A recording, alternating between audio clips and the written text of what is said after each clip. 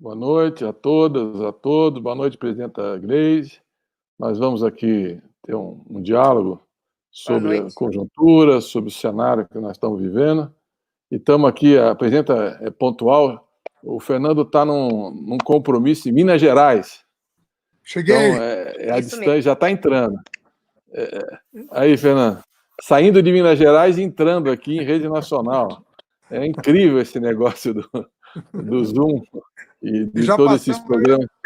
eu e a Gleisi já passamos por São Paulo, né? São Paulo E também, por né? Minas. São Paulo, Minas e agora a Fundação Perseu Abramo. Então, estamos Mas eu bem. fico muito feliz que vocês estão rodando muito, viu? Eu hoje fiquei o dia Lógico. inteiro no Diretório Nacional, porque a Gleisi saiu para ir na CNN e outros programas e tal, e eu tive que ficar lá até o finalzinho, mas foi uma reunião muito produtiva. Olha, gente, hoje nós vamos ter uma conversa aqui sobre a crise e as alternativas para a crise.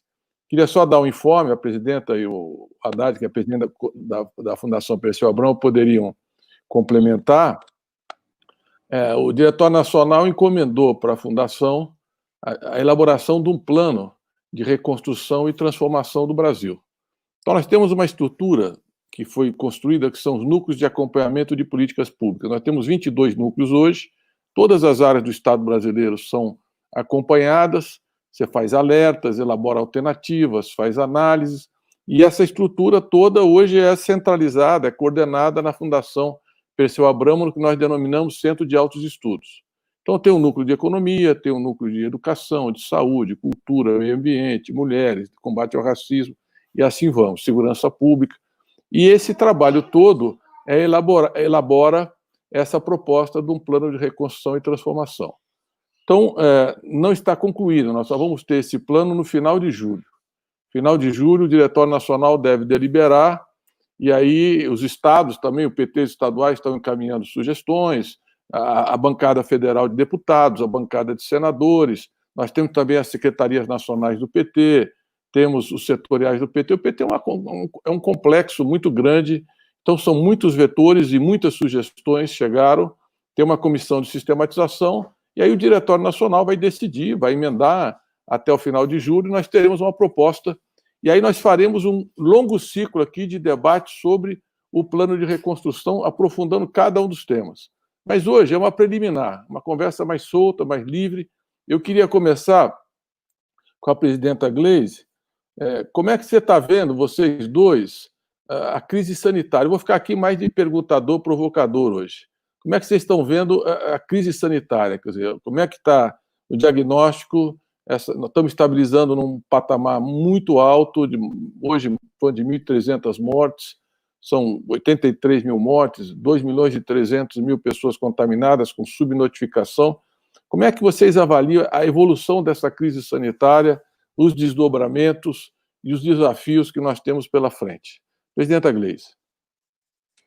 Boa noite, Aloísio. Boa noite, Fernando Haddad, nosso presidente da FPA e nosso presidente do conselho também da FPA, da Fundação Perseu Abramo. Quero inicialmente cumprimentar o trabalho que vocês estão fazendo na Fundação, um trabalho muito qualificado de articulação com o PT, mas também com setores da sociedade, das universidades, de movimentos sociais, e isso com certeza vai resultar num produto político e de debates que nós vamos ter em relação ao plano de reconstrução e de transformação do Brasil. Também cumprimentar todos que estão nos acompanhando aí pelas redes sociais, esse nosso bate-papo, essa nossa conversa, manifestar minha solidariedade às famílias que têm vítimas do Covid-19, realmente uma situação muito difícil que o Brasil está passando, e manifestar minha solidariedade também aos trabalhadores e trabalhadoras no SUS, que estão enfrentando essa pandemia, muitas vezes sem os recursos necessários para fazê-lo. De fato, essa é uma crise muito grave que nós estamos vivendo. Acho que nunca vivemos algo parecido, pelo menos na história recente. Uma crise sanitária que se mistura com uma crise econômica, política, agora um pouco abafada, e que vai desencadear numa grave crise social. Com certeza, se continuar a mesma linha, a mesma política desse governo, para uma tragédia social. Essa é a grande realidade. Não precisávamos estar enfrentando isso. O mundo sabia, em janeiro desse ano, que existia o Covid-19, a China já tinha tido uma epidemia, e em março a OMS anunciou para o mundo que era uma pandemia, que isso ia afetar todos os continentes. O que está acontecendo? Aqui no Brasil, como nos Estados Unidos, se subestimou a crise. O presidente disse que era uma gripezinha, disse que não era nada, desdenhou da morte, da dor das pessoas, disse que não era coveiro e não articulou as lideranças, as forças políticas, sociais, econômicas do Brasil para enfrentar a crise. E o resultado é esse que nós estamos vendo. Um número de mortes absurdo, 85 mil mortes, um número de infectados absurdo e a economia praticamente quebrada no país. Só agora, com essa epidemia, mais de 560 mil empresas, micro e pequenas, fecharam as portas. São essas as que mais empregam. Então, é um conjunto de ações erradas, ou de falta de ações, que nos levou a isso. Um governo tinha que ter a capacidade de articular com os governadores, com os prefeitos, fazer um comitê de crise, chamar a área de saúde, os cientistas, ter previsão, dar condições ao povo para enfrentar a crise. Aqueles que precisavam ficar em casa, ou que podiam ficar em casa, teriam que ter uma renda para sua subsistência. Os que deveriam ir trabalhar teriam que ter proteção para isso. Teria que ter socorro às empresas, principalmente as micro e pequenas. Foi tudo o que Bolsonaro não fez. E hoje a gente paga um preço alto. E, com certeza, o desembarque dessa crise vai ser uma dor muito grande ao povo brasileiro. Vai ser um problema social, de renda, de subsistência. Agora, também acho, viu, Aloysio e Haddad, que nós temos uma oportunidade com essa crise, com essa desconstrução, com essa falta toda de coordenação e de resposta do governo. Mostrar que há uma saída, que não é essa. Desembarcar dessa política neoliberal, da política do corte, da retirada de direitos, da concentração de renda, e mostrar que o Estado brasileiro tem condições de articular o desenvolvimento do país, com inclusão social, com crescimento, com geração de emprego, com melhoria da nossa capacidade industrial, da nossa capacidade de investimento. Então, eu acho que, a partir da crise, a gente tem que fazer uma profunda discussão sobre o papel do Estado brasileiro e como nós financiaremos esse papel, para dar uma resposta ao povo e ao país. Obrigado, Gleice. Eu queria, Fernando, começar te perguntando uma coisa que eu imagino como é que você deve se sentir. Você quase foi presidente do Brasil, né? Uma campanha extremamente difícil, um cenário totalmente adverso, o presidente Lula, que liderava em todas as pesquisas, preso. Você saiu 20 dias, mas teve 29, quase 30% no primeiro turno e 47 milhões de votos no segundo turno. Faltou pouco, principalmente se algumas figuras que historicamente estavam no campo da democracia não tivessem se acovardado, tivessem uma posição firme em defesa da democracia, do povo, nós não estaríamos nessa situação. Mas eu pergunto para você o seguinte, como é que você vê uma situação como essa, 83 mil mortos, e o presidente indo para frente da Alvorada com uma caixinha de cloroquina, hoje estava distribuindo cloroquina para as emas, assim, um deboche, as pessoas não podem... Eu perdi meu pai agora, 15 anos, já faz quase um mês. Você não pode nem se despedir das pessoas que você ama, que você gosta, não tem uma celebração fúnebre. É uma coisa muito dolorosa, você parte sem aquele ritual de passagem que é o enterro. Então, você imagina, tem pais enterrando os filhos enterrando avós, marido enterrando mulher, e ele debochando da morte. O tempo inteiro é uma coisa...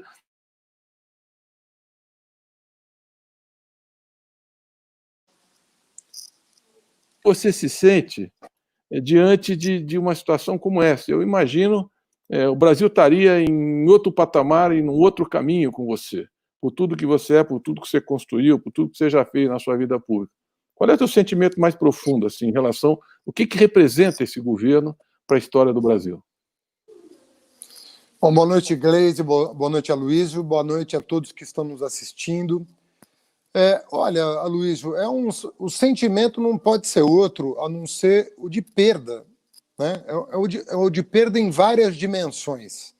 A gente está perdendo companheiros nossos, nós estamos perdendo brasileiros para a Covid-19, brasileiros que deveriam estar entre nós se o governo tivesse tomado as providências que a área técnica do Estado brasileiro recomendou ao ministro interino, porque porque o Bolsonaro não consegue sequer nomear um ministro efetivo da saúde.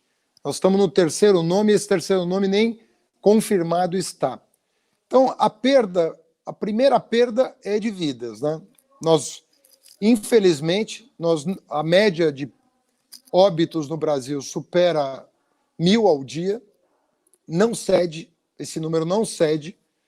O Brasil só, às vezes, perde para os Estados Unidos, mas tem mantido a liderança, essa liderança macabra, né, de derrota para o Covid-19. Quando nós sabemos, nós que fomos do Estado brasileiro, a gente sabe a capacidade técnica que o Estado brasileiro tem. Ou seja, quando um governante erra, ele em geral erra porque ele quer, porque ele teimou, porque ele não quis ouvir a ciência brasileira, os técnicos brasileiros, os professores brasileiros. E nós temos um conjunto de infectologistas, sanitaristas, epidemiologistas que são de ponta, são pessoas respeitadas no mundo. Então, o fato do governo Bolsonaro ter ignorado um parecer técnico dizendo que a melhor maneira de preservar a economia era salvando vidas, me dá uma sensação de tristeza pelo que o Brasil está vivendo desnecessariamente. Não é verdade que o Bolsonaro fala que a morte é inevitável. A morte, ela é inevitável aos 80, aos 90, aos 100 anos. Mas a morte de uma pessoa frente a uma epidemia, ela é evitável. É óbvio que ela é evitável. Ninguém precisa contrair Covid-19, muito menos ninguém precisa morrer dessa doença se o governo tivesse tomado as providências que iam preservar a economia. O resultado disso é o seguinte: depois de quase 5 meses de esforço social, sabotado pelo próprio governo, o que nós temos? Nós vamos sair do isolamento social mal feito, com os mesmos riscos que nós teríamos meses atrás. O que significa dizer que nós vamos expor a população a um risco desnecessário. Graças à oposição e ao Congresso Nacional, nós aprovamos algumas medidas importantes que estão dando algum alento às famílias. O auxílio emergencial de R$600, contra os R$200 propostos pelo Bolsonaro, a ajuda a estados e municípios, que dobrou aquilo que o governo inicialmente ofereceu. Agora, tem coisas que nós não conseguimos fazer porque nós não estamos no governo. Eu vou citar um exemplo para quem está nos ouvindo entender. Quando a gente aprova, por exemplo, linhas de crédito específicas para pequena e microempresa, isso é lei. Mas se os bancos não emprestam, não acionam essas linhas de crédito para salvar as quase 700 mil empresas que já fecharam definitivamente no Brasil, ou seja, é impossível sem o governo executar essa medida aprovada pelo Congresso Nacional. Então nós temos aí 700 mil microempresários, pequenos empresários, que é quem mais emprega no Brasil, que tinham à sua disposição, por lei, uma linha de crédito que não foi acionada pelos bancos, sequer pelos bancos públicos. Hoje, o presidente do Banco do Brasil pediu demissão, sem dizer a razão. Mas eu fico imaginando a inoperância desse governo. Quer dizer, era até um momento em que o homem público, o estadista, aparece. Você vê inúmeros exemplos no mundo, em especial mulheres. A primeira-ministra da Nova Zelândia, a primeira-ministra da Alemanha, a primeira-ministra da Islândia se destacaram no mundo pelos cuidados com o seu próprio país, pelo papel de liderança que exerceram em meio a essa crise. E aí gozam não só de aprovação popular, porque às vezes você tem que tomar medidas impopulares, gozam de respeito. E o nosso presidente, que alguns acham graça no que ele faz, ele é motivo de piada, de chacota, tanto pelo jornalismo internacional, quanto pelos programas humorísticos mundo afora. Então ele virou um exemplo a não ser seguido. Infelizmente, nós temos uma pessoa hoje que está à frente de um país com 210 milhões de habitantes, que já foi a 6ª economia do mundo nos nossos governos, padecendo com uma pessoa que não pode representar o espírito do povo brasileiro. Geralmente contigo, e acho que a presidenta Gleice, além de estar à frente do partido, é também uma deputada federal de uma bancada que tem feito um esforço extraordinário para enfrentar essa crise. Diferente do que nós vivemos nos nossos governos, que a oposição fazia o quanto pior melhor, sabotava, boicotava. Não, nós temos buscado construir soluções, porque o nosso compromisso é com o povo e com a nação. Nós queremos antecipar o mandato desse governo, porque ele cometeu inúmeros crimes de responsabilidade, há 52 pedidos de impeachment, mas nós temos lutado por alternativas. Eu queria que você falasse um pouco desse trabalho da bancada. Essa semana nós tivemos uma vitória, que eu acho que o Fernando está muito satisfeito. Ele foi um dos construtores do Fundeb no governo do presidente Lula, que é um mecanismo extraordinário para a educação brasileira, e tivemos que lutar até o final, porque o Guedes, primeiro, eles queriam inviabilizar o Fundeb. O Weintraub não fez outra coisa a não ser obstruir durante 1 ano e meio a votação. Nós estamos no limite, porque vem a LDO agora no final de agosto.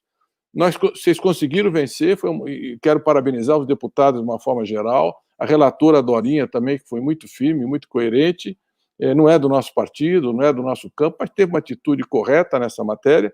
Mas, e agora? Quer dizer, fale um pouco das vitórias que nós tivemos, projetos mais importantes, e como é que nós vamos enfrentar o problema dos R$600. Hoje nós tivemos uma decisão importante no Partido dos Trabalhadores. Né? Como é que porque vai acabar os R$600 agora, qual é o passo seguinte? Qual é a alternativa que nós vamos apresentar em relação a essa questão da defesa da renda da população mais pobre do Brasil? Ô, Aloysio, a vitória do Fundeb no Congresso, do novo Fundeb, foi uma vitória da educação, da luz sobre a escuridão, porque Bolsonaro queria era acabar com o Fundeb, ele e Paulo Guedes. O tempo inteiro articularam, se prepararam para não ter Fundeb e queriam descaracterizar o que é o Fundeb, o financiamento da educação no Brasil. E foi uma vitória da articulação do movimento da educação, dos partidos de oposição, que conseguiram agregar outros partidos nessa luta. E o Fundeb agora é permanente. Eu quero aqui também parabenizar o Fernando Haddad por essa construção. Foi uma construção nos nossos governos, foi do presidente Lula, que olhou para a educação com um sentido diferente, como instrumento de desenvolvimento do país. E o Bolsonaro é tão oportunista e tão pequeno que depois que ele perdeu, que ele viu que ia perder, ele começou a defender o Fundeb e dizer que era uma marca do seu governo e que ninguém nada mais tinha a ver com isso a não ser o seu governo, inclusive desdenhando de toda a construção que nós fizemos ao longo desses anos que fomos governo para a educação. Assim, ele fez também com a renda emergencial. Ele não queria dar R$200, depois que aprovou, agora ele virou um defensor de renda básica, que é até fazer um novo projeto e mudar o nome do Bolsa Família, para o tal de Renda Brasil, que institui a renda básica complementar, mas tira direitos dos trabalhadores, né? Tira o seguro, quer tirar o seguro-desemprego, o BPC, enfim, vários outros programas que hoje formam uma rede de proteção social ao povo trabalhador brasileiro. Então, essa é a figura que nos governa, infelizmente. Então, por isso que ele não tem condições, como o Haddad falou, de coordenar um processo para o país sair da crise. A bancada do PT, tanto na Câmara como no Senado, não se furtou durante todo esse tempo de apresentar propostas que pudessem melhorar a vida do povo nessa crise e protegê-lo.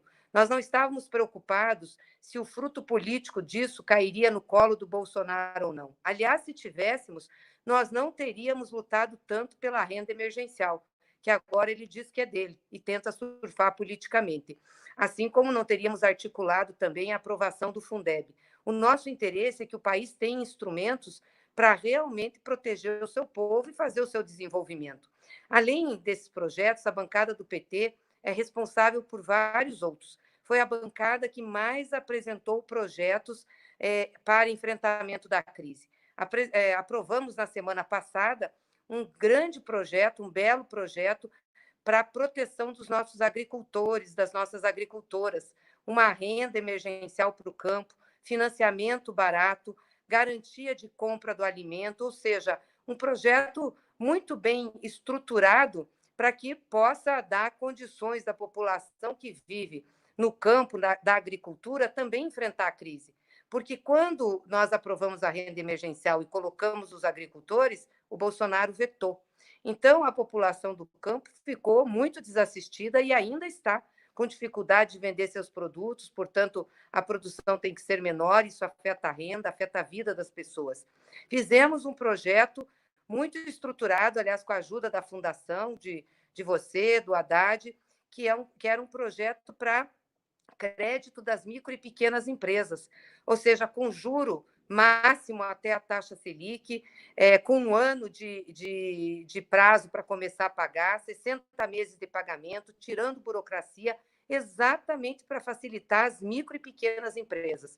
O governo não deixou aprovar esse projeto, aprovou um outro, né, com crédito burocratizado, com juros altos, muito acima da Selic, com um prazo para começar a pagar de 6 meses e 36 meses para pagamento. Aí o resultado é esse, a quebradeira das micro e pequenas empresas que não conseguem ter acesso ao crédito. Além disso, apresentamos projetos para enfrentar a violência contra a mulher, que aumentou nessa pandemia, para ajudar também as mulheres na renda, projetos de proteção na área da educação, para que a merenda escolar que está nas escolas fosse distribuída às famílias dos alunos, dos estudantes. Foi um esforço muito grande da nossa bancada e depois articulada com a oposição para colocar para o governo soluções para ajudar o Brasil e que ajudaria o governo, claro, porque se ele colocasse esses projetos em andamento, com certeza ele teria uma avaliação muito melhor do que a que ele está tendo. Basta ver os presidentes de outros países, que o Haddad já citou, mas vamos pegar o exemplo aqui do nosso vizinho, da Argentina. O Alberto Fernandes está fazendo um enfrentamento à crise totalmente diferente de Bolsonaro. Lá as mortes são muito poucas, os infectados também, e ele está protegendo a economia. Por que aqui não faz? Hoje me perguntaram na entrevista da CNN por que eu achava que Bolsonaro tinha 30% ainda, né, de aprovação popular. Eu disse assim, ele só tem 30%. Ele faz 1 ano e meio de mandato. Qualquer outro governante nesse período, numa situação que não tivesse crise, teria muito mais do que ele tem agora. E basta comparar ele com os outros presidentes que nós temos mundo afora. A maioria cresceu no apoio popular, exatamente por ter as medidas certas para enfrentar a crise. Quem é que caiu no apoio popular e que perdeu apoio? Porque o Bolsonaro começou seu governo com quase 60% de apoio. Quem perdeu foi Bolsonaro e Trump, que são os países exemplos do que não fazer, exatamente do que não fazer. Então, a gente tem procurado colaborar, o PT nunca se furtou a isso, tem tido iniciativas, mas, de fato, o governo não quer ajuda, o governo não quer enfrentar a crise, não quer proteger o povo, não quer tirar o país dessa situação. E, se continuar assim, vou repetir, nós vamos caminhar para uma tragédia social. Fernanda, eu imagino que como você se sente, porque é o meu sentimento profundo. O MEC é uma experiência extraordinária. É um ministério que você tem orgulho, né? A educação, o dia a dia, 60 milhões de estudantes, então 3 milhões de professores, da educação infantil à pós-graduação. E a tua gestão foi um período de grandes inovações, né? A expansão dos institutos tecnológicos federais, a construção, a concepção e a expansão, o REUNE, a expansão das universidades, dos campos das universidades federais. Nós fomos ampliando a oferta, o ProUni, que abriu um outro caminho também de acesso, o Enem, que foi um caminho de oportunidades republicano. Aí, depois da nossa gestão, fizemos a lei de cotas, junto fizemos o Ciências Sem Fronteiras, o Pronatec, 6 milhões e meio de pessoas se preparando para a educação tecnológica, 100 mil estudantes, melhores estudantes do Brasil, nas melhores universidades do mundo. O Brasil passou a ser o 12º país de produção científica. Bom, de repente, nós estamos vivendo 4 ministros da educação, sem nenhuma afinidade com a pasta, um sujeito que só fazia provocação, agressão e provocações assim, completamente incompatíveis com o ato da educação. E a gente vê agora o seguinte: não tem mais a vinculação dos royalties do petróleo, não tem mais o Fundo Social do Pré-Sal, não tem mais o piso constitucional da educação. Qual é o futuro da educação e como é que nós vamos continuar essa resistência, como aconteceu agora com o Fundeb, para tentar recolocar a educação no patamar que você ajudou a construir, que o Brasil tanto precisa?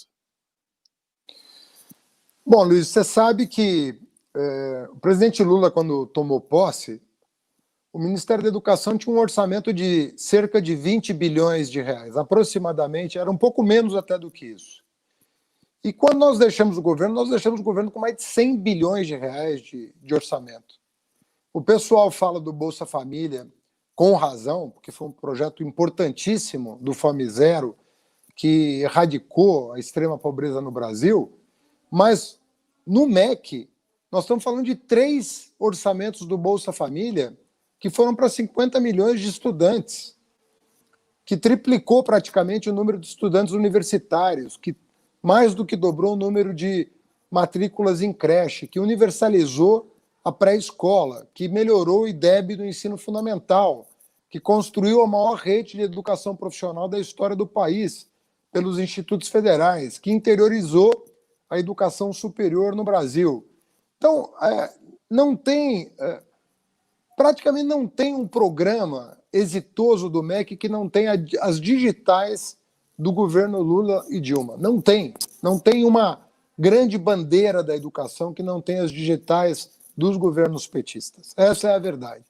Tanto é verdade que o Bolsonaro, quando tomou posse, ele, quando falava de educação, ele nem tocava no assunto do Fundeb. Não era um assunto, não era prioridade, e se não fosse o Congresso Nacional, porque uma emenda constitucional independe, inclusive, de sanção presidencial, ela é promulgada pelo Congresso. Ou seja, não houve participação do governo sequer na política de financiamento da educação básica mais exitosa da história do país, que é o Fundeb. Quais eram os projetos do Bolsonaro?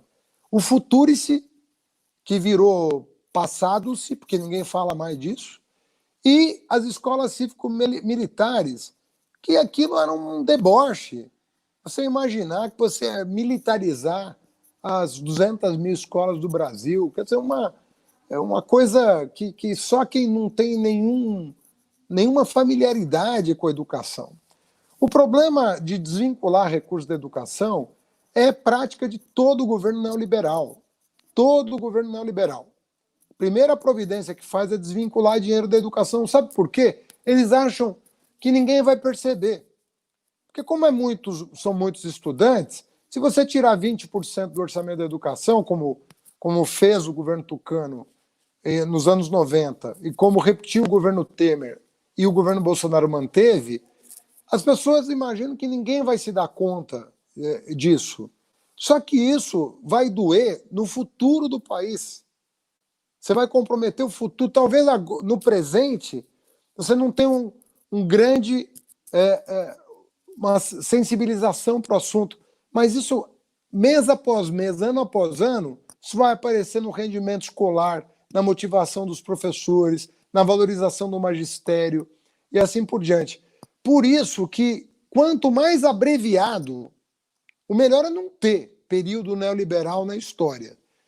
Mas, como você está numa democracia e a nossa muito fragilizada por fake news, por instrumentalização das instituições que acabaram se partidarizando nesse processo, e você tem que conviver com esse escárnio que é esse governo, você tem que abreviar esse tempo o quanto antes.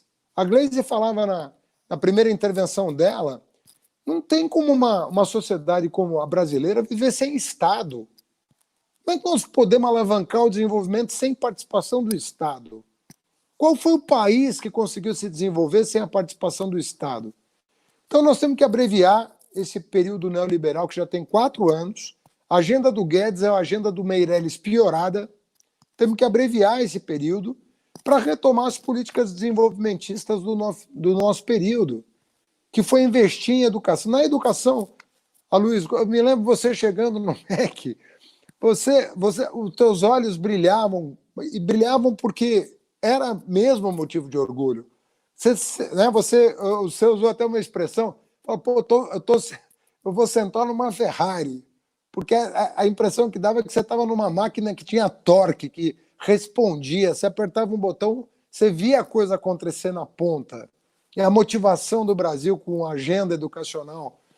É uma coisa... Hoje você vê o MEC, Weintraub, Vélez, é uma tragédia, é uma tristeza o que está acontecendo muito grande. Agora, eu não... Olhar para o que está acontecendo não é para desanimar, é para ter garra, né, de defender um projeto alternativo representativo dos anseios nacionais.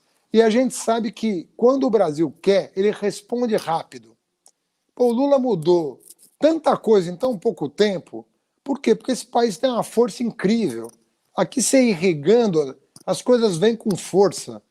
Então, eu tenho muita expectativa de que o MEC volte para mãos competentes e responsáveis, como a sua, como a do Tarso, como a do Paim, que foram ministros extraordinários desse país, que levaram à frente uma agenda com continuidade, sem destruir nada, construindo em cima do que tinha sido feito, mas jogando para frente e para cima aquela agenda que tanto nos orgulhou. E é uma coisa que você disse esses dias e que eu concordo inteiramente: a educação dá orgulho à capacidade de resistência. Esse legado é tão forte. Aquele 15 de maio, aquela multidão na rua, depois junho, e agora no Fundeb, foi um mutirão digital que eu acho que é inédito. Os movimentos sociais, a CNTE, parabéns Heleno, parabéns Bebel da POSP, parabéns Andifes, Andes, Proifes, Uni, UBS, as entidades todas do corpo docente, discente, Fazubra, todo mundo lutando incansavelmente nas redes digitais para garantir o Fundeb e fizeram a maioria estrondosa. A derrota foi tão acachapante que caiu a vice-líder do governo e parece que vai cair o líder do governo. Desmontou a articulação política pela força da educação, né? Impediu Guedes, o próprio Maia teve que recuar e sustentar, no final ajudou, acho que foi uma vitória extraordinária. Luiz, eu só queria registrar o que você acaba de falar. A educação tem demonstrado ser a área mais resiliente ao ímpeto destrutivo do governo Bolsonaro. Ela não está deixando barato. Porque ela é nós temos 8 milhões de universitários no Brasil, nós temos aí 3 milhões, mais de 3 milhões de secundaristas no Brasil. Esse povo não vai deixar o Bolsonaro implementar a agenda dele. Porque a educação, ela é um bem público. E a educação respira liberdade. Ela é incompatível com tudo que esse governo pensa: obscurantismo, autoritarismo, censura, repressão. É incompatível. Presidente Gleisi, mudando por uma agenda também absolutamente fundamental, que é a política externa do Brasil e a política ambiental ligada a isso. O Brasil está virando um pária. Eu viajava com o presidente Lula, com a presidenta Dilma, dava orgulho você chegar em qualquer parte do mundo, o centro das atenções. Nós éramos uma civilização tropical emergindo, inspirando outros países, como Bolsa Família, Luz para Todos, as nossas políticas educacionais, o Mais Médicos, tudo isso inspirava outros povos a buscar alternativas. Hoje nós somos um pária. Ninguém senta junto com o Brasil. É um equívoco atrás de outro. Essa semana eles agridem na OMC, uma coisa que nós resolvemos em 2004, que é aquela questão do mercado da economia chinesa. 74% do saldo comercial do Brasil é com a China. Então, é uma coisa, é uma tragédia. A Amazônia estão destruindo o meio ambiente, o IBAMA, a FUNAI, os povos indígenas ameaçados. Como é que nós vamos recuperar a dignidade do Brasil? E para onde nós vamos com esse desastre histórico de um país submisso, subalterno a um governo de extrema-direita nos Estados Unidos? Como é que você vê a integração latino-americana, esse desastre da política externa e a luta para recuperar a soberania do Brasil? Tirando o Bolsonaro, não tem outro jeito, vencendo esse governo. Tem que sair Bolsonaro e seu governo. Com esse governo não se recupera absolutamente nada, né? Porque Bolsonaro espelha exatamente essa destruição. Aliás, ele verbaliza isso, ele acredita nisso, ele acha que é assim. A destruição da Amazônia é uma coisa impressionante. Eu lembro, Aloysio, quando eu saí do governo da presidenta Dilma em 2014, nós tínhamos cerca de desmatamento na Amazônia de 4.500 quilômetros quadrados. Hoje esse número está mais do que quadruplicado. Foram nos nossos governos que nós mais reduzimos o desmatamento na Amazônia, que nós mais fizemos áreas de preservação ambiental, que mais demarcamos áreas indígenas e quilombolas para proteger esses povos. Hoje, esses povos são objeto de ataque do Bolsonaro. Ele quer que sejam exterminados. Por isso, também não ajuda em nada para enfrentar o Covid, que está matando muito a população indígena brasileira. Então, do ponto de vista ambiental, a visão internacional do Brasil é péssima. Tanto que investidores, né, o próprio mercado financeiro, começou a se rebelar, porque isso tem afetado as transações financeiras, os negócios pelo mundo afora, e começaram a se contrapor a essa política, né, que é tocada pelo ministro do Meio Ambiente, que naquela reunião horrorosa de ministros que eles fizeram, ele usou a expressão de aproveitar o momento, ou seja, essa crise e essa tristeza toda para passar a boiada e desregulamentar tudo que tinha em relação à questão ambiental.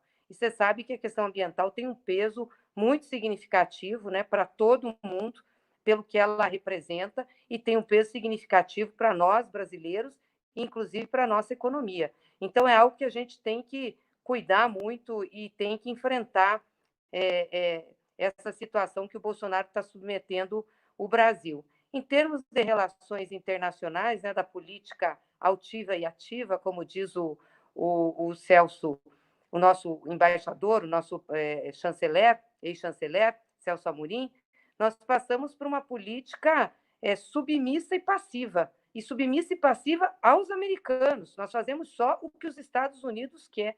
Nós voltamos a ter relações eminentemente bilaterais.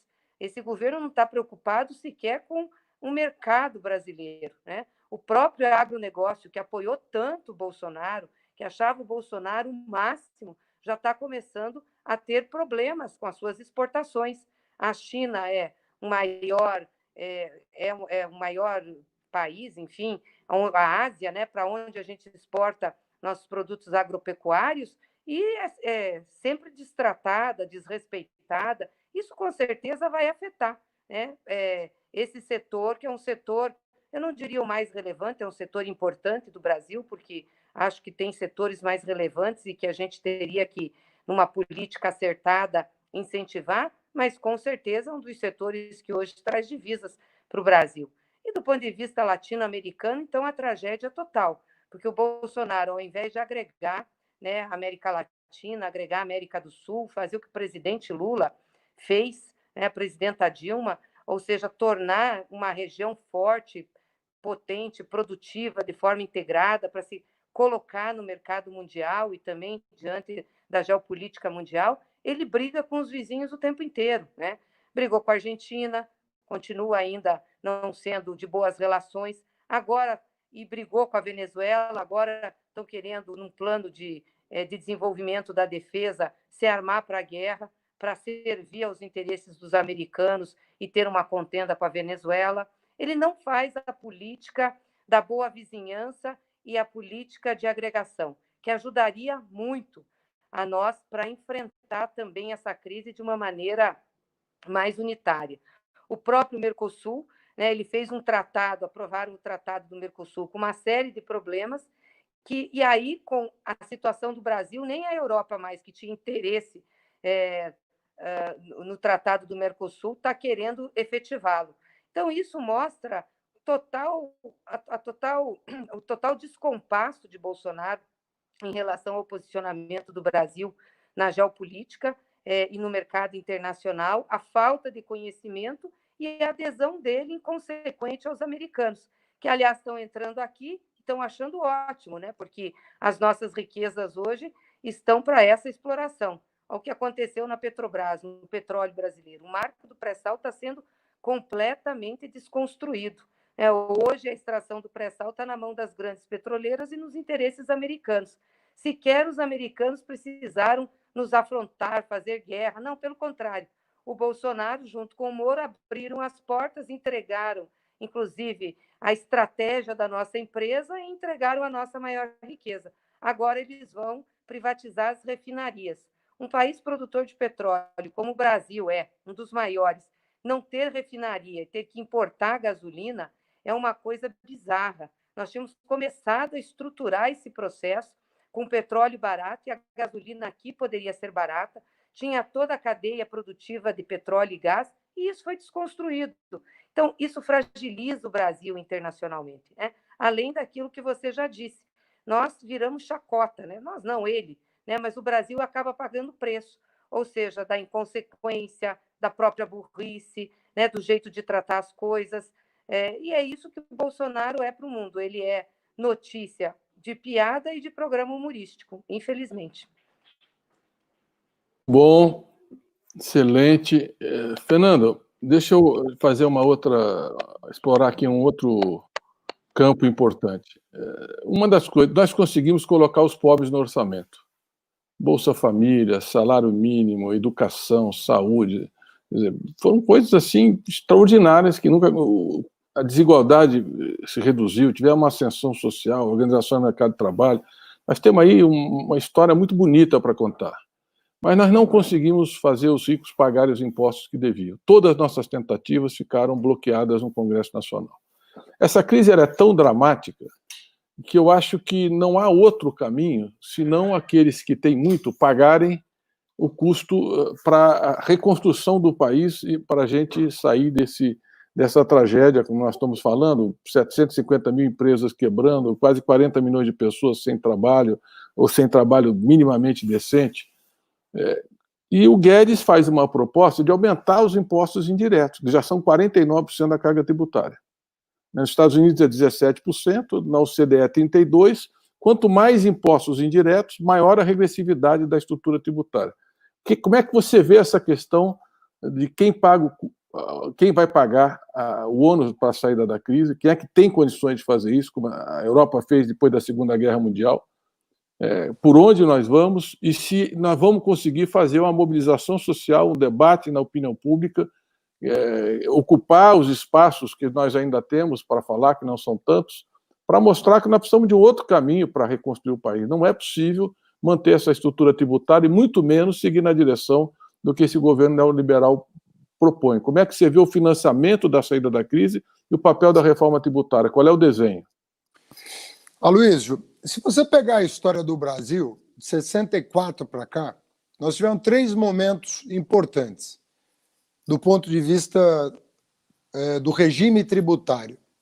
Nós tivemos o golpe de 64, nós tivemos depois os anos 90 do Plano Real, e nós temos agora o governo Bolsonaro. O que é comum a esses 3 momentos?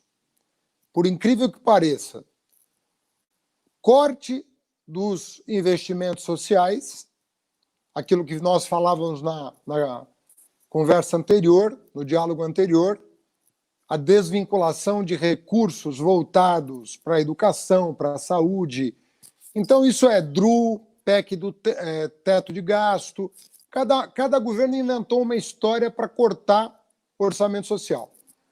Mas isso aconteceu em 64, em 95 e agora com o Temer e Bolsonaro. E a outra característica desses 3 momentos foi um aumento da carga tributária em cima do trabalhador, por meio do aumento dos tributos sobre consumo. Isso também é comum a 64, a 95 e agora. É mentira que a proposta do Guedes é neutra do ponto de vista do aumento da carga tributária. É mentira isso. Você não tem como fixar em 12% a alíquota do novo imposto que incide sobre consumo sem aumentar a carga tributária. Ela vai aumentar se a proposta passar e ela vai aumentar em cima do trabalhador. Exatamente o que aconteceu durante a vigência do Plano Real. O Plano Real aumentou em 6% do PIB a carga tributária, que foi de 26% para 32%, mediante o aumento das alíquotas das contribuições sociais. Exatamente a mesma coisa que o Guedes está propondo. Isso não é coincidência. Isso é estrutural no Brasil. Quando vem a crise, eles pegam os pobres pelos 2 lados, cortando o investimento social e aumentando os tributos sobre a cesta de consumo. Essa é a regra no Brasil. Não tem apelação. A direita sempre fez isso. O que a esquerda, quando teve no poder, fez? Nosso período é o que você falou. Nós não mexemos na estrutura tributária, mas nós conseguimos colocar o pobre no orçamento do ponto de vista do investimento social. Universidade, mais médicos, ciência sem fronteira, cotas para a escola pública. Tudo foi feito para colocar para o pobre se ver no orçamento federal. Transposição do São Francisco, Bolsa Família, Luz para Todos, Caminho da Escola. Nós passaríamos a noite falando de todos os programas que foram feitos para atender e fazer ascender os de baixo. Agora, nós não aumentamos o tributo em cima dos pobres, mas nós não conseguimos cobrar os tributos devidos pelos ricos. Por quê? Porque o Congresso trava os tributos sobre os ricos. Não deixa passar. No nosso plano de governo de 2018, tinha uma reforma tributária lá completa. O que ela fazia? Ela invertia a lógica dos tributos. Passava a ser tributos sobre alta renda e grandes heranças. Essa era a nossa pegada. Outra coisa importante, para evitar desmatamento, a Gleisi falava da Amazônia, a gente bolou um mecanismo que ia ser sensacional. Era o ITR, que é o Imposto Territorial Rural, progressivo no tempo.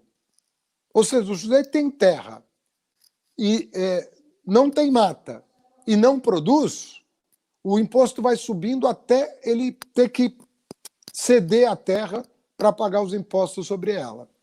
Ou seja, você não permitir uma terra nua ficar sem produzir, com tantas famílias querendo um pedaço de chão para plantar. Então, lá tinha um conjunto de propostas que, inclusive, foram aperfeiçoadas pelo PT, com o apoio dos governadores do Nordeste, que foi encaminhada ao Congresso Nacional, muito mais avançada do que a proposta do Guedes. Então, o Congresso deveria fazer com o Bolsonaro, em relação aos tributos, o que fez com o Fundeb, fazer a sua reforma tributária, que vá ao encontro dos anseios do país. Grandes heranças. O tributo não pode ser o menor do mundo, como é no Brasil. Né? Patrimônio improdutivo, terra improdutiva, tem que pagar cada vez mais. Rendas elevadíssimas. Nós estamos falando de um país em que 60% ganha até 2 salários mínimos, só que tem gente ganhando 50, 60 salários mínimos, inclusive o Estado pagando extrateto, penduricalhos para carreiras privilegiadas do próprio Estado, intocáveis. Intocáveis. Inclusive, o Bolsonaro está acentuando essa característica do Estado brasileiro.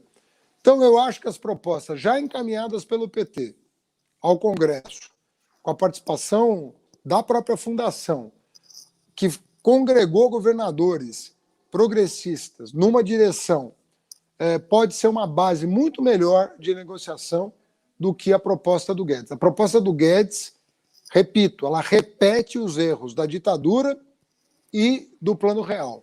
Ela aumenta os tributos sobre os pobres. O pobre vai sentir. Nós temos agora um pool de veículos aí transmitindo. Queria agradecer aqui o Brasil 247, Diário do Centro Mundo, Revista Fórum, TV PT, o Facebook de vocês, do presidente Lula, da presidenta Dilma, enfim, nós temos várias plataformas, mas nós temos combinado um prazo, temos mais 7 minutos. Então, a pergunta bem objetiva para vocês dois, que é um tema que não poderia faltar numa conversa como essa. Nós estamos vendo o lawfare por toda a parte da América Latina. Eu tive com o Rafael Correia recentemente, aí num encontro, o Fernando também estava. Ele não só foi perseguido, quem liderava as pesquisas no Equador, como o partido dele agora, a Revolução Cidadã, está sendo afastado do processo eleitoral. Na Bolívia, a mesma coisa. Derrubaram o Evo Morales num golpe de Estado e agora estão postergando as eleições, querendo caçar o MAS, que é o seu partido. E isso vem acontecendo no Paraguai e em vários outros países da América Latina. O presidente Lula é o exemplo mais transparente do abuso, eu diria, de desrespeito de prazos, direitos, prerrogativas. Qual é a expectativa para a gente terminar, vocês dois? Primeiro, presidente Gleisi, qual é a sua expectativa em relação ao julgamento da suspeição do juiz Moro na questão da condenação injusta do presidente Lula? Qual é a sua avaliação? O que você acha que nós teremos julga em agosto e o que você acha que acontece? Ok, Mercadante, vou responder, mas rapidinho eu só queria dar um pitaco nessa pergunta anterior aí que o Haddad falou. Eu não tenho dúvidas, concordo inteiramente com ele que a proposta que nós fizemos é a melhor. Só que o financiamento do Estado tem um outro lado também. Além da arrecadação de tributos justos, progressivos, nós também temos que nos livrar das amarras fiscais, que são autoimpostas e que não tem nada a ver para você fazer um equilíbrio de desenvolvimento no país. Está na hora de nós começarmos a discutir a lei de responsabilidade fiscal, está na hora de nós começarmos a discutir e para revogar o teto dos gastos públicos e a tal da regra de ouro. Com essas regras autoimpostas, volto a dizer, autoimpostas, nós não vamos conseguir desamarrar o Estado brasileiro para fazer o seu desenvolvimento. Em relação à questão do presidente Lula, tudo que nós mais queremos é que o HC seja julgado. É direito do presidente Lula ter esse HC julgado e o Moro, sim, condenado como um juiz que não é isento. Todo o processo do Lula foi forjado, sem provas, a gente está vendo agora. A verdade sempre prevalece e ela está prevalecendo. Foi com as revelações do Intercept, e agora com esse conluio da Operação Lava Jato, com a Justiça Americana, com o FBI, sem autorização legal. Ou seja, foi uma armadilha para o presidente Lula. Nós esperamos muito que o Supremo Tribunal Federal coloque ainda em agosto, mais tardar em setembro, esse julgamento. É uma questão de justiça. Nós não teremos democracia verdadeira, plena, efetiva, se uma pessoa como Lula, se um partido como o PT, estiver tolhido de participar do processo de forma livre e desimpedida. É de democracia que nós estamos falando, e de justiça para com Lula. Muito bom. Muito obrigado, presidenta Gleisi. E agora, para encerrarmos, Haddad, você, inclusive, foi advogado do presidente Lula em alguns temas, conhece o processo a fundo, viu, como todos nós, a Vaza Jato, o acordo com o FBI. Qual é a sua expectativa? Como é que você acha que o Supremo vai decidir nessa matéria tão importante, não apenas para o presidente Lula, por tudo que ele representa, mas para o futuro da justiça e do Estado Democrático de Direito no Brasil? Olha, eu peço encarecidamente a atenção de quem está nos ouvindo até agora, porque é um julgamento que talvez seja dos mais importantes da nossa história, de toda a nossa história. Esse processo vai ser estudado daqui a 50, daqui a 100, daqui a 200 anos. E nós podemos estar prestes a cometer, a sacramentar uma das maiores injustiças que foram cometidas contra um cidadão. Eu não estou nem falando do melhor presidente da história do Brasil. Eu estou falando de um cidadão que merece, no mínimo, o respeito do Judiciário e, sobretudo, da Suprema Corte, a quem ele sempre respeitou. Nós estamos falando de um processo, eu peço a sua atenção, em que o juiz determinou o grampo do advogado do réu. O presidente Lula teve as suas conversas com o seu advogado grampeadas. É deste processo que nós estamos falando. Nós estamos falando de um juiz que determinou o vazamento de áudios gravados fora do horário legalmente permitido por ele próprio. Nós estamos falando de um juiz que vazou uma conversa de uma presidenta da República sem autorização do Supremo Tribunal Federal. Nós estamos falando de um juiz que induziu a convocação de testemunhas, de que sugeriu a troca de uma promotora que, segundo ele, não estava exercendo adequadamente a sua função de acusadora. Um único desses vícios seria o suficiente para anular o processo. Um único. O Moro cometeu uma série. Ele é um serial killer de vícios. É uma coisa absurda esse processo. Eu falaria isso para qualquer pessoa, mas nós estamos falando de um presidente da República que exerceu com a maior dignidade possível os seus 2 mandatos, que amou esse país, que dedicou sua vida, são 50 anos de dedicação de vida pública. Nós não podemos naturalizar o que está acontecendo. Eu citei aqui alguns dos piores vícios cometidos, em série. Em série. Todo mundo sabe disso no judiciário. Isso não é segredo. Eu não sou aqui um enorme especialista falando de sutilezas de um processo. Eu estou falando de vícios escancarados.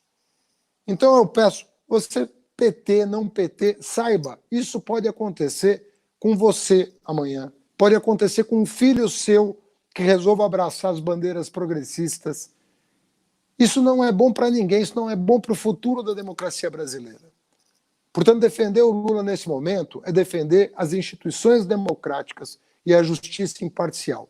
Não é defender um projeto político, não é defender uma pessoa, é defender um princípio, é defender um valor. E nós estamos há muito pouco tempo de um desfecho que tem que ser favorável à justiça, que tem que ser favorável à verdade. Eu fico por aqui, Luiz, porque esse assunto está já me angustiando, porque eu acho um que foi, absurdo. mas foi muito importante a fala de vocês. Eu acho que nós tivemos um diálogo aqui de alto nível. Eu queria fazer um convite, quer dizer, nós criamos na Fundação Perseu Abramo o Observatório da Corona Crise. E tivemos aqui 24 programas. Tivemos aqui 61 pessoas, têm vindo às quartas e às sextas-feiras discutir a crise sanitária, a crise econômica, a crise social, a crise política institucional. Mas agora, a partir da semana que vem, quando o Diretório Nacional aprovar um plano de reconstrução e transformação do Brasil, nós precisamos começar a discutir as saídas da crise. Qual é a utopia? Qual é a nova síntese civilizatória desse país? Quais são as medidas emergenciais? Quais são as medidas para nós enfrentarmos essa situação? Eu sei que esse horário é muito difícil para vocês e para mim, a gente tem trabalhado incansavelmente. Hoje nós tivemos reunião o dia inteiro de Diretório Nacional, vocês ainda foram em convenção em Minas Gerais, em Belo Horizonte, no Mar, convenção em São Paulo do Gilmar, enfim. Mas eu quero convidar vocês para a gente voltar para discutir o plano de reconstrução assim que ele for aprovado. Porque eu acho que esses momentos assim ajudam a esclarecer, iluminam, e vocês dão muita segurança para a militância do PT, eu diria ao povo brasileiro que nós seremos capazes de encontrar uma saída. E é o PT que tem experiência de governo, que tem um legado extraordinário, que tem quadros fantásticos, todo mundo trabalhando de graça, militante, comprometido. Acho que nós vamos ter aí um caminho novo para o Brasil e mudar o patamar das discussões. Então, muito obrigado mesmo por vocês, por tudo. Obrigado, e já fica o convite para a gente voltar para inaugurar a nova fase agora. Agora não é mais Observatório da Corona Crise, é Plano de Reconstrução e Transformação do Brasil. Vamos fazer uma série de discussões daqui para frente. Grande abraço, obrigado Arthur Araújo, que está aí à frente em todo esse período, à TV PT, ao Brasil 247, ao Diário Centro do Mundo, à revista Fórum, aos Faces, enfim, especialmente vocês que nos acompanharam até essa hora da noite. Um grande abraço e um bom fim de semana. Boa noite, Gleisi. Boa noite, Luiz.